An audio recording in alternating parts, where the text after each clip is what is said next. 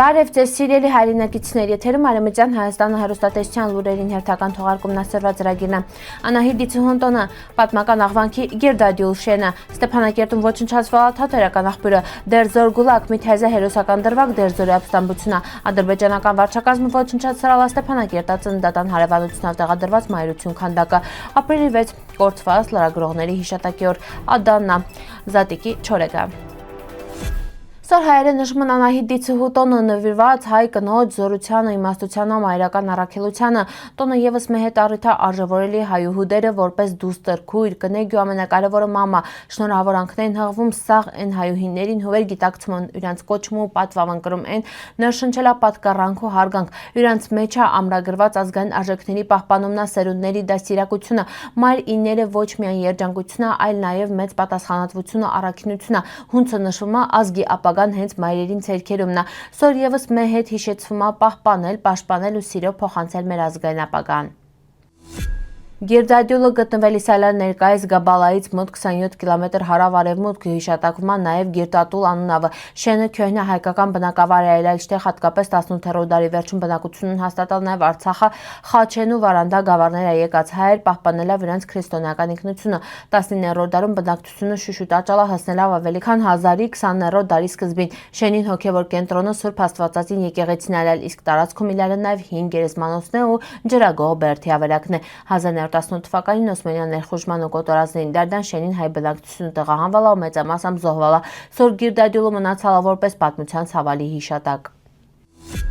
Ադրբեջանական օկուպացիոն վարչախումբը Ստեփանակերտա Վահրամ Փափազյանի անվան պետական դրամատիկական թատրոնի տարածքում ոչնչացրել է մայրաքաղաքի խորհրդանիշները մինը թատերական աղբյուրը։ Այս գործողությունը միտված է մայրաքաղաքի ու ընդհանրապես Արցախը հայկական մշակութային ժառանգության համակարգված ոչնչացմանը։ Մոնումենտալ արվեստի գործերի նմանատիպ գործողությունները վկայում են ծրագրավորված քաղաքականության մասին վերի նպատակն է ջնջել հայկական մշակութային հետքը ու պատմական հուշարձանները։ Հայաստանը պետական մարմինները պարտավոր են պետություն մակարդակով արձագանքին ստեղծված իրավիճակին ու ձեռնարկին սաղ անհրաժեշտ միջոցները մշակութային ժառանգության պահպանության ուղղությունով։ Միջազգային հանրությունը ևս կրում է ուղիղ պատասխանատվություն կանխելի նմանատիպ գործողությունները ու ապահովելի համամարտկային մշակութային արժեքների պաշտպանությունը։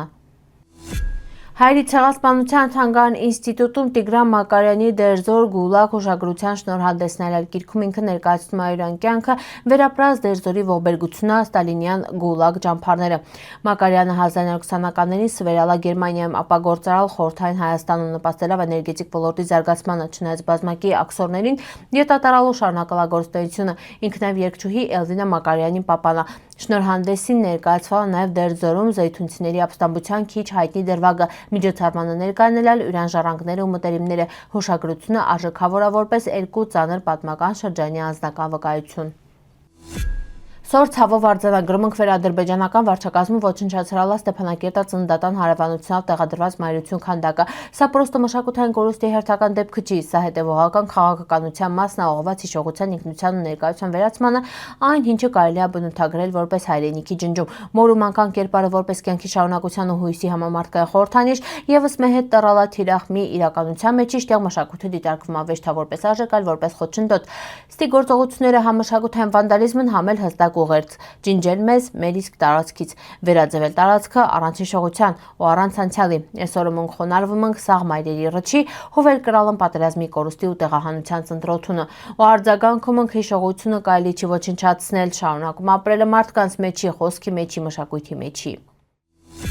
Ապրիլի 6-ը օկուպացված Արևմտյան Հայաստանում նշվում է որպես սպանված լրագրողների օր, ի հիշատակ Հասան Ֆեհմիբեյի, վերսպանվել է 1909-ին Կոստանդնուպոլսում, 1996-ին լրագրողների միությունը պաշտոնապես սահմանալ է այսօրը որպես հիշատակի օր։ Տասնամյակների վաղ մխլյալ լրագրողներ զոհվել են իրենց աշխատանքին դերդան, հաճախ քաղաքական դրդապատճառներով։ Հիշատակվում են նաև մի շարք հայտնի զոհեր՝ Աբդի Իպեկչի, Մուսա Անթեր, Ուգուր Մումչու, Մետին Գյոքթեփե, Հրանտ Դինգ։ Այսօրը նվիրված այրոնց հիշատակին, ընդգծելով ճշմարտության հետ պայքարող լրագրողների խիզախությունը։ Ադանայի ժամացույցի աշտարակը հայտնի որպես բույուկ սահատ 32 մետր պիցրոթունա պատմական կառույցա ու քաղաքի խորհրդանիշները միննա սարքվալա 1879-ից 1881-82 թվականներ Ադանայի քաղաքապետ Գրիգոր Բեզդիկյանի նախաձեռնությամբ, իսկ նախագծալա հայ ճարտարապետ Գասպար աղա Բեզդիկյանը։ Աշտարակը ծառայել է որպես ժամանակի ճշգրտության ու քաղաքային արդիականացման խորհրդանիշ։ Կառույցը քառակուսի պրիզմա է, սարքված կավե բլոկներից, մոտ 35 մետր խորությունը հիմքերը։ Ավարտից հետո հեշտացրել է քաղաքին կյանքը, յուրաքանչյուր ժամ ազդարել է ժամանակը։ Բարձրությունով համարվել է Օսմանյան կայսրության ամենապեցյուր ժամացույցի աշտարակը, մինչ Դոլմաբահչե ժամացույցի աշտարակի կառուցումը։ Սորմնամը Ադանայի պատմության ժամանակի խորհրդանիշ է։ Զատիկի չորեքը հայկական ավանդական զատկական քաղցր հաց է, վեր խորհրդանշում է կյանքը, կենասծառը ու հացը հատիկը հայտնի է յուրան անուշահոտ համեմունքներով, մահլեբ, կարակով ու հաճախ հյուսվածքով։ Սիրելի հայրենակիցներ, սորվայտ ես կանք պատրաստալ ապրիկ ուշադրության հետի պնդկացիք։